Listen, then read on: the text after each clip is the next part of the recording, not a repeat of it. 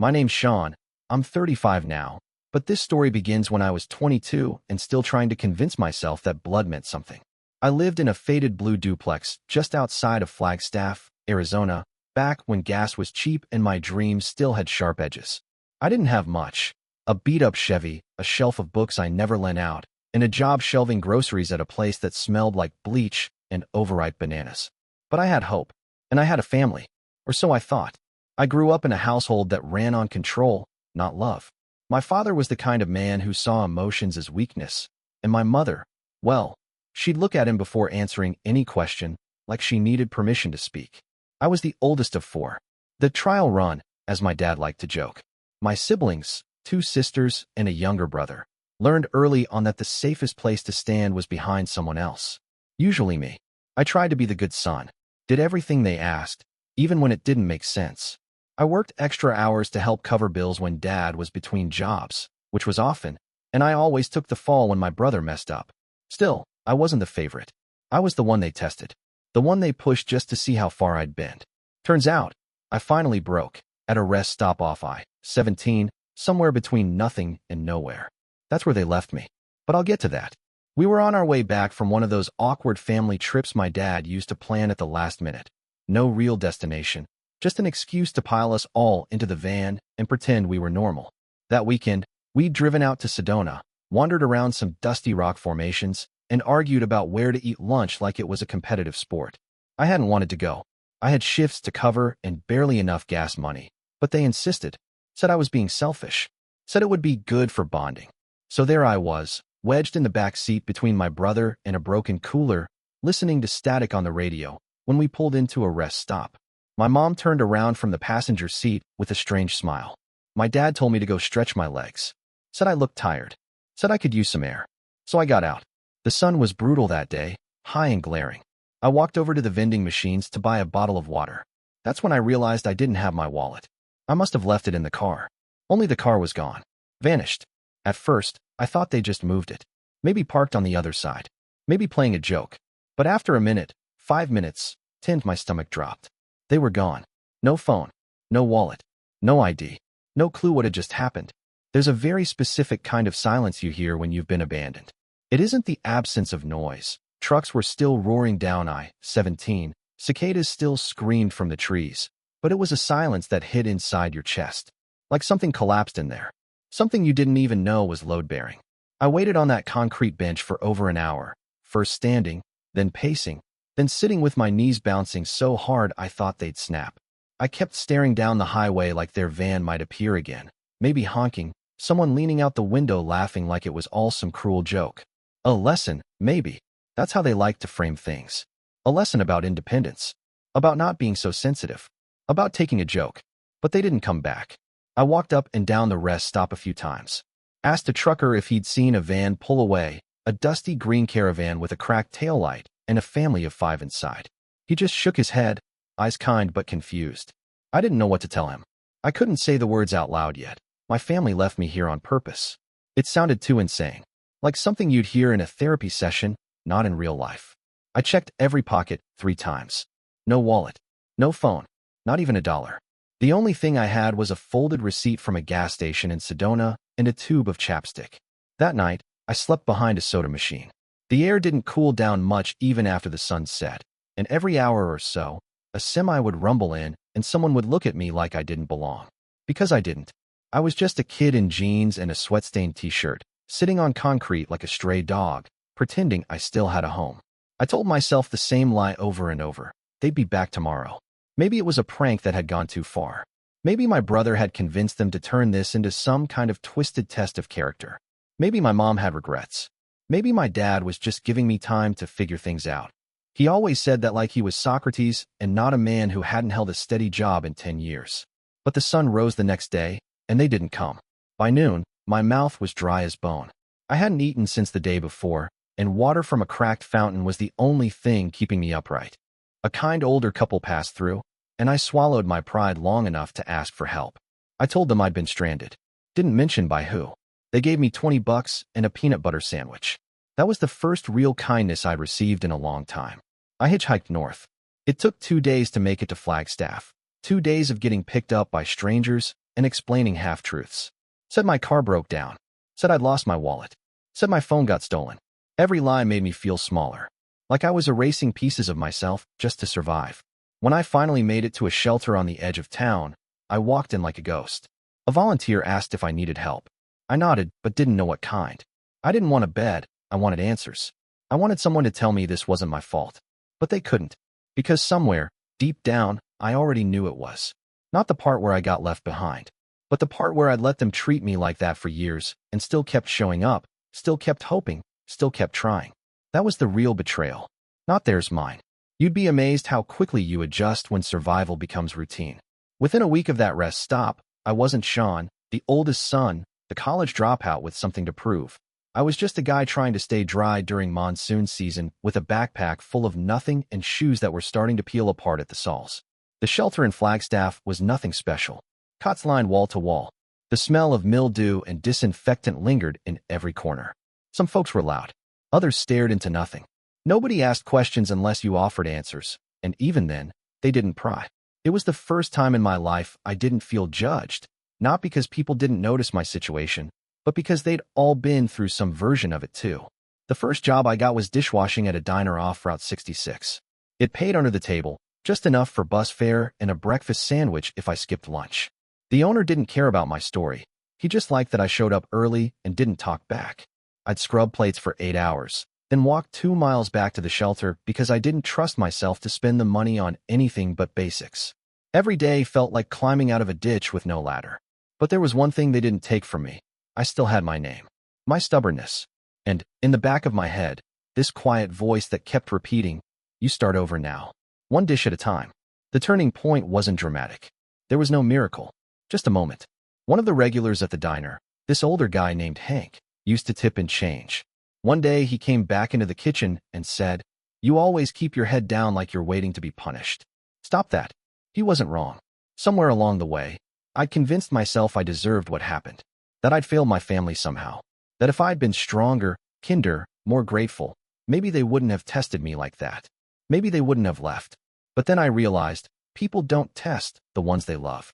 Not like that. They build them. They protect them. What my family did wasn't a test. It was a warning. We will never choose you. That night, I stopped sleeping at the shelter. I found a couch in a storage room behind the diner. Hank vouched for me. The owner didn't ask questions. He just nodded and tossed me a spare key. Said if the health inspector came, I was just storing linens. I stayed there for 6 months. Saved every dollar. Ate whatever the cook burned or dropped. Eventually, I got a second job at an auto shop across town.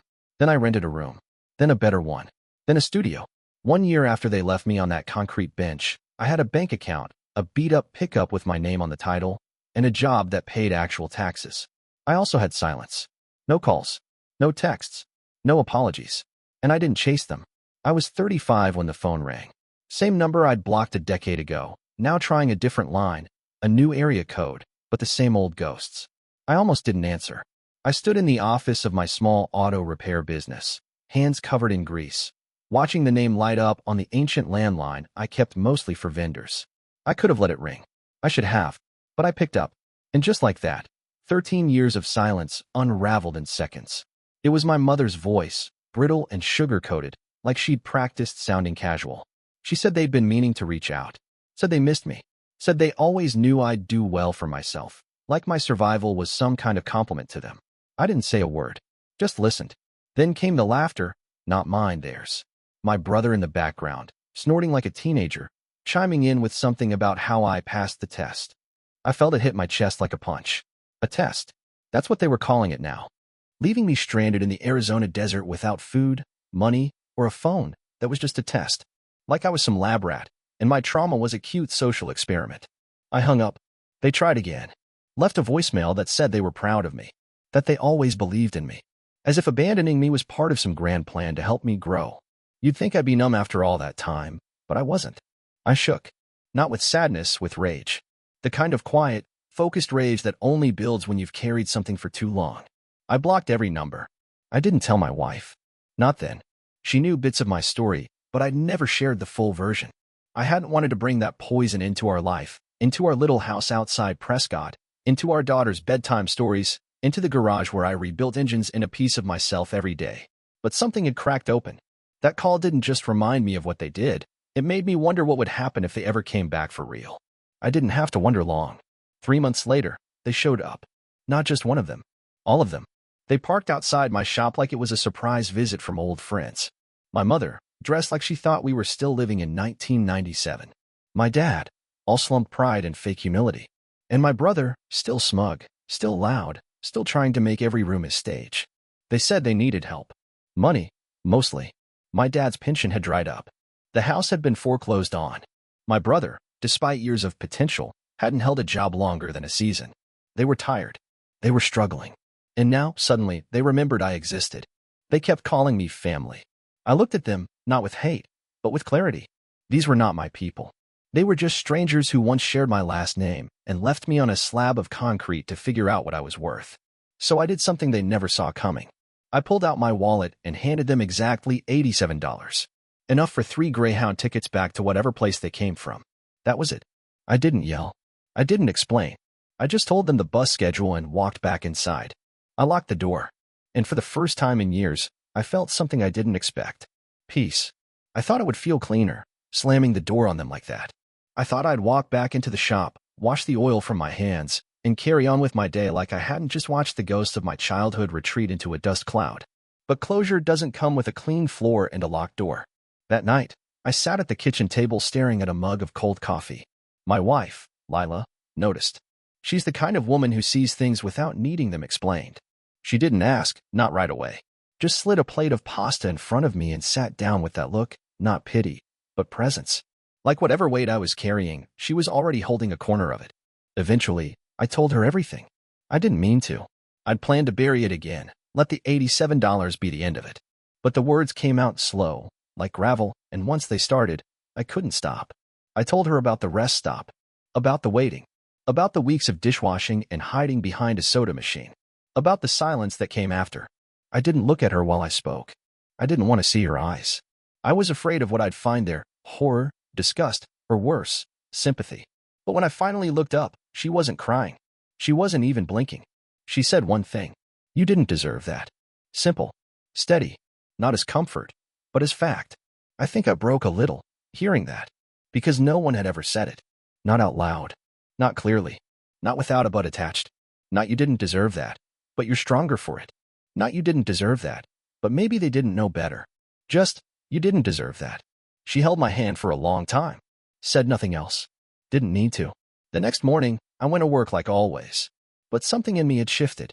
The anger that had once kept me standing was now just ash. Burned through. Gone. And in its place was this strange kind of clarity. I'd spent 13 years building a life brick by brick, not because I wanted to prove them wrong, but because I didn't know what else to do. Surviving had become a reflex. Achieving had become a defense mechanism. But now I wanted more. Not revenge. Not recognition. Just peace. Wholeness. The kind that doesn't require anyone else to validate it. I started journaling. I never had before. Seemed like a luxury for people who weren't scraping by. But I found myself writing letters I'd never sent. To my dad. My mom. Even my brother. Letters full of the things I would have said if I had ever felt safe enough to say them. Sometimes, I wrote to myself, the kid version, the one on that bench, staring down the highway, still waiting. I told him he didn't fail, that it wasn't his fault. And I wrote it again the next day, and the next, until I started to believe it. Not a dramatic day, not one marked by storms or anniversaries. Just a regular Tuesday. I'd replaced a radiator in the morning, had lunch at the same sandwich shop where the guy at the counter always forgot the pickles, and I was closing up the shop when my phone buzzed.